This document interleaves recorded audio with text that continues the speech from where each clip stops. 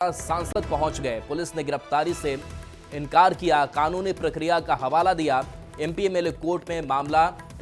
Police ने कहा Sita hotel से पैदल सांसद पहुंचे थे। पुलिस थाने में काफी देर तक बातचीत की तो निशिकांत की गिरफ्तारी नहीं हुई। वो खुद गिरफ्तारी देने सांसद थाना पहुंच गए थे। दो तस्वीरें आप तक हम पहुंचा रहे हैं जहां पुलिस ने गिरफ्तारी से इनकार कर दिया और कानूनी प्रक्रिया का हवाला पुलिस की तरफ से दिया गया। और पुलिस ने कहा कि एमपी एमएलए कोर्ट में यह मामला चल रहा है। सीता होटल से पैदल ही देखिए सांसद निकल पड़े और थाने तक पहुंच गए। पुलिस थाने में काफी देर तक बातचीत भी होती रही।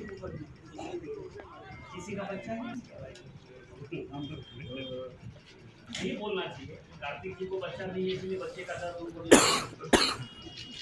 नहीं बोलना चाहिए, बाबा का आशीर्वाद। लेकिन बच्चे का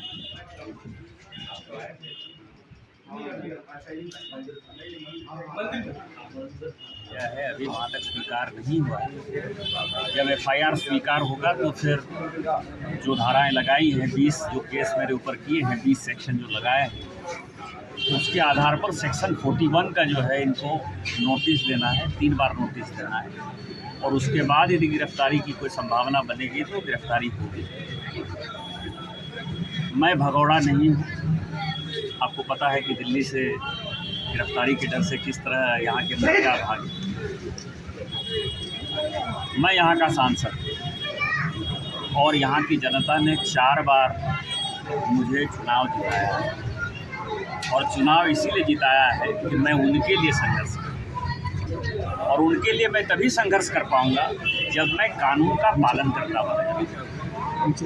ये 51वां केस है मेरे ऊपर, मेरी पत्नी के ऊपर। इस केस में भी आपको पता है कि मेरा बड़ा बेटा जो है वो भी संलिप्त है, उसके ऊपर भी एफआईआर है।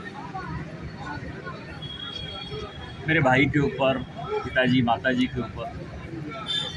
तो इस केस से मैं दुखी हो गया और मुझे अब लगता है कि जितना केस प्रशासन जितने केस करेगा उतनी बार मैं गिरफ्तारी देने के लिए आऊँगा और कानून में यदि कोई प्रावधान है तो पुलिस मुझे गिरफ्तार करे।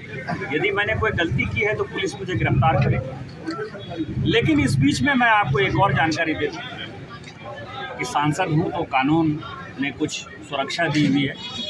संविधान की धारा 105 के अंतर्गत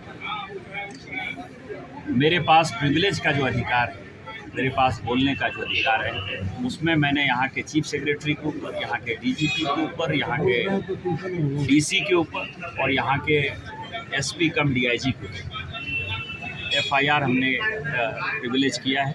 इस एफआईआर के खिलाफ उस प्रिविलेज की सुनवाई पार्लियामेंट अभी चल रहा है, सोमवार को होगी और उसके बाद अब इन लोगों को दिल्ली में ही पूछा जाएगा कि किस आधार पर। अभी इस मंदिर का आप समझिए, इस मंदिर का मैं ट्रस्टी हूँ।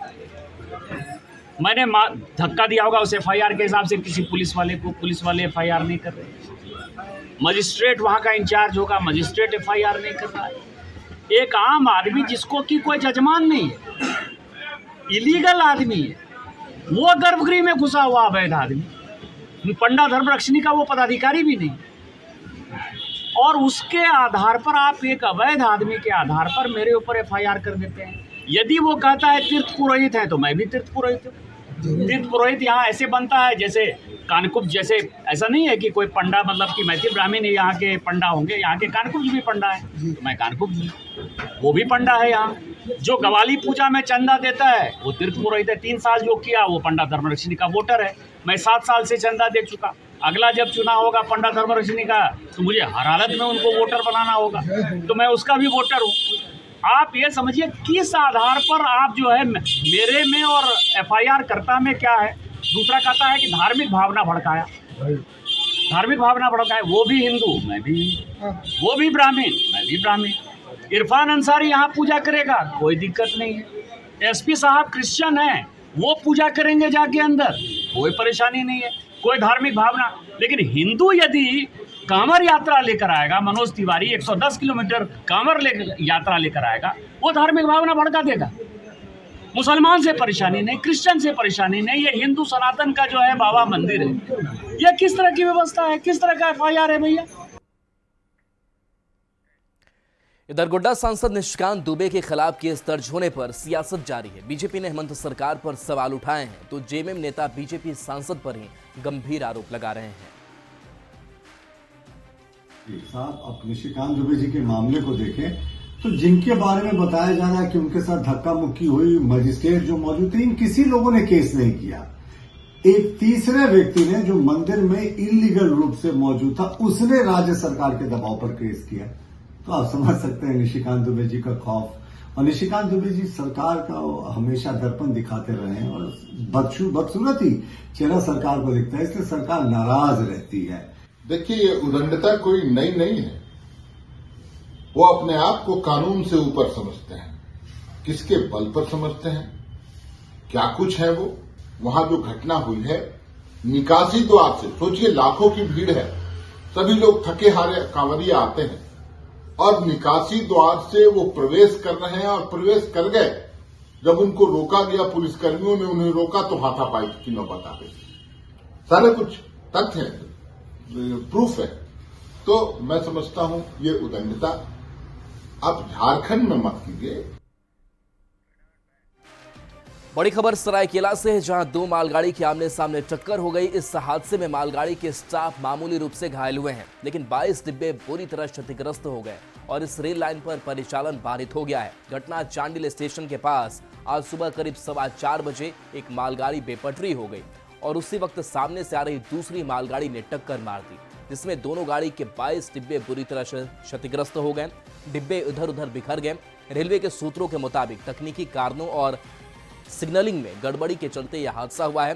हादसे के बाद अप और डाउन लाइन पर रेल परिचालन ठप हो गया है। चांडिल टाटानगर और चांडिल बोकारो रूट की सभी यात्री और मालगाड़ियों का परिचालन रद्द कर दिया गया है।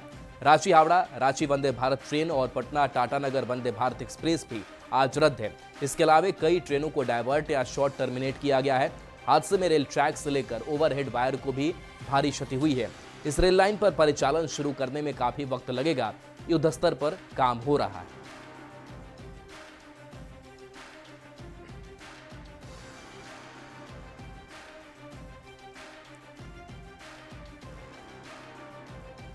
गाड़ी आ रही थी टाटा साइड से और ये जा रही है आपकी बर्नपुर, इसको बर्नपुर जा रही है।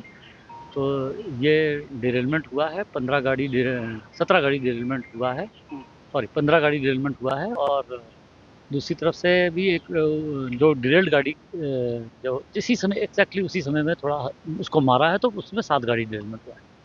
तो अभी जो है इसको जो है हैंडल कर रहे हैं, क्योंकि सब लोड गाड़ी है तो उसके लिए थोड़ा टाइम लगेगा। सर नुकसान 22 गाड़ी का नुकसान, 22 गाड़ी, कितना 10 देर मिनट। लगेगा? ये कम से कम नहीं तो सुबह का 6 बजे सर क्या इस पे इंक्वायरी चल रही है। सरायकेला में सुबह सुबह एक दर्दनाक घटना हुई, जिसमें 2 मालगाड़ियों के बीच जोरदार टक्कर हुई और वो टक्कर तस्वीर मैं दिखाने का प्रयास करूं, जहां से मालगाड़ी जो है वो बेपटरी हुई। देखिए तस्वीर ये देख सकते हैं कि पूरी तरह से ये पटरियां हैं, वो पूरी तरह से यहीं से जो स्पॉट है, यहीं से एक मालगाड़ी जो है बेपटरी होती है और उसके बाद दूसरी तरफ से आ रही मालगाड़ी के बीच में जाकर दोनों के बीच भिड़ंत होती है। और ये तस्वीर काफ़ी भयावह है। आप तस्वीर देख सकते हैं कि पूरी तरह से यहाँ के मेन लाइन जो है, 3 मेन लाइन है, वो पूरी तरह से खराब हो चुकी है। साथ ही साथ बिजली के तार जो है वो पूरी तरह से टूट चुके हैं। और देखिए कि कितनी रफ्तार थी मालगाड़ी की, आप तस्वीर में ही अंदाज़ा लगा सकते हैं कि पहिए जो है वो मालगाड़ी के पहिए ऊपर उठ चुके हैं। 22 बोगी जो है इसी तरह मालगाड़ी के एक के ऊपर एक चढ़ गए थे। हालांकि रेस्क्यू का ऑपरेशन लगातार जारी है। गैस कटर के माध्यम से तमाम जो ये बोगियां हैं इसको काट कर साइड में रखा जा रहा है, जिससे जो है ये इसी स्थिति को दुरुस्त किया जाए। और आप देख सकते हैं तस्वीर किस तरह ये भावुक तस्वीर देखने को मिल रही है।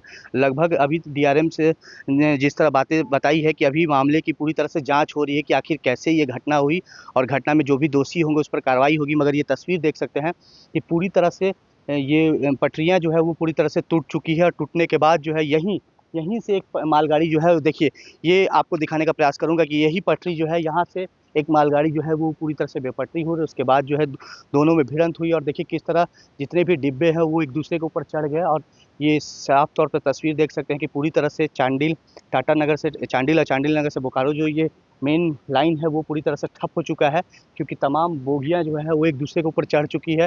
हालांकि रेलवे विभाग के अधिकारी और तमाम रेस्क्यू टीम यहाँ पहुंच चुके हैं और लगातार जो है बोगियों को काट कर कटर मशीन से इसे साइड किया जा रहा है और पटरियों को दुरुस्त किया जा रहा है। लगभग इस घटना के बाद दर्जनों ट्रेनों को रद्द कर दिया गया है। दर्जनों ट्रेन जो फास्ट, जो सुपर फास्ट, जो दूर दराज जाती है, उनको दूसरी जगह से डिवाइड करके चलाने का प्रयास किया जा रहा है। मगर डीआरएम सर ने साफ तौर पर कहा कि अभी इस मामले पर पूरी तरह से जांच होगी, जांच के बाद जो भी दोषी होंगे उस पर कार्रवाई होगी।